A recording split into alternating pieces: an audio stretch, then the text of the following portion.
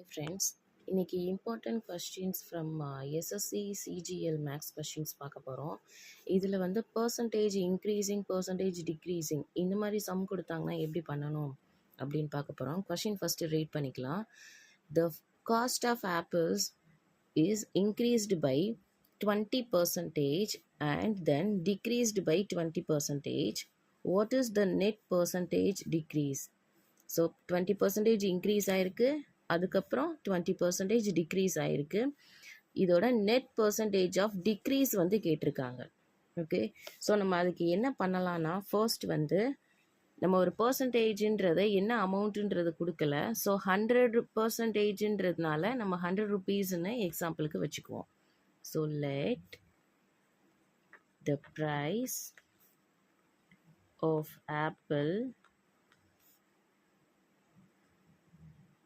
be rupees 100 வச்சுக்குவோம். After increasing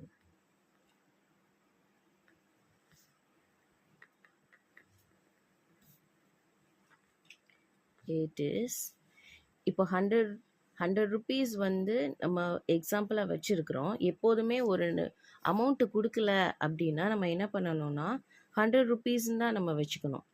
அதுக்கப்புறம் இதில் 20% இன்க்ரீஸ் ஆகிருக்கு. ஸோ 100 rupeesல வந்து 20% இன்க்ரீஸ் ஆகிருக்குன்னா எப்படி நம்ம கேல்குலேட் பண்ணணும்னா 100 + 20%.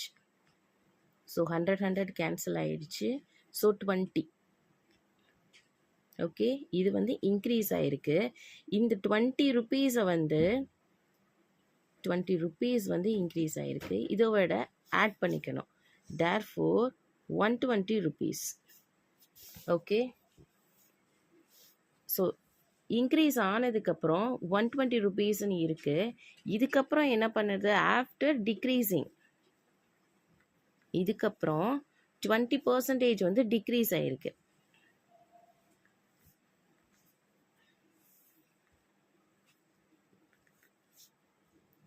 ஆஃப்டர் 20% டிக்ரீஸ் ஆனதில் எந்த அமௌண்ட்லேருந்து நம்ம எடுக்கணும் அப்படின்னா இந்த 120 rupees இன்ட்டு 80%. ஏன் நம்ம 80% போடுறோம் அப்படின்னா, இப்போ 100க்கு 20 வந்து டிக்ரீஸ் ஆகிருக்கு அப்படின்னா 100 - 20 which is equal to 80. So இதனால தான் நம்ம 80% நம்ம போடணும்.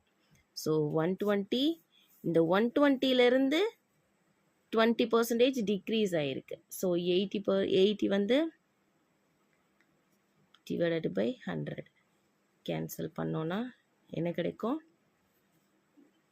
6 9. ஓகே, ஸோ rupees 96 வந்து டிக்ரீஸ் ஆகி ஆஃப்டர் டிக்ரீசிங் 20%. ஸோ அப்போ நம்ம என்ன பண்ணணும்னா decreasing net percentage of decreasing தான் கேட்டிருக்காங்க. அப்போ நம்ம என்ன பண்ணணும், ஸோ டிக்ரீசிங் அமௌண்ட் என்னது 100 - 96 which is equal to 4. இதை வந்து பர்சன்டேஜாக கேட்டிருக்காங்க, இது அமௌண்ட்டு. ஸோ பர்சன்டேஜை கன்வெர்ட் பண்ணணும்னா therefore decreasing of percentage of decreasing என்ன பண்ணணும், which is equal to 4 divided by 100 into 100. Okay, so அப்போ ஆப்வியஸ்லி 4% நம்மளுக்கு கிடச்சிருக்கும். அப்போ இதில் ஆப்ஷன் என்னது, ஆப்ஷன் 1 தான். ஓகே, இதில் ஷார்ட்கட்டை நம்ம எப்படி பார்க்கலான்னு பார்ப்போம். ஷார்ட்கட் ட்ரிக் வந்து 20% இன்க்ரீஸ் ஆகிருக்கு, 20% டிக்ரீஸ் ஆகிருக்கு.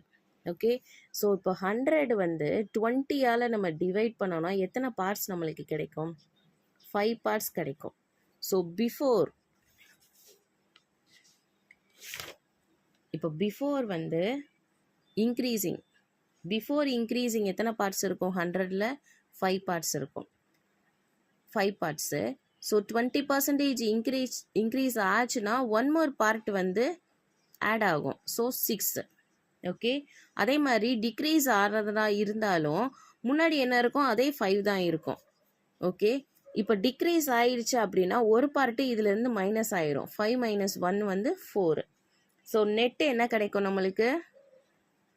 25%. இது ரெண்டையும் மல்டிபிள் பண்ணிடுங்க.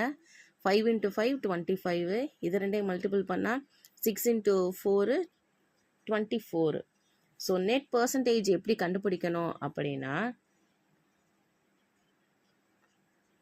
நெட் பர்சன்டேஜ் ஆஃப் டிக்ரீசிங்க்கு நான் சொல்கிறேன். டிக்ரீசிங்க்கு கண்டுபிடிக்கணும்னா 1 divided by 25 into 100 கேன்சல் பண்ணனா 4. therefore 4%.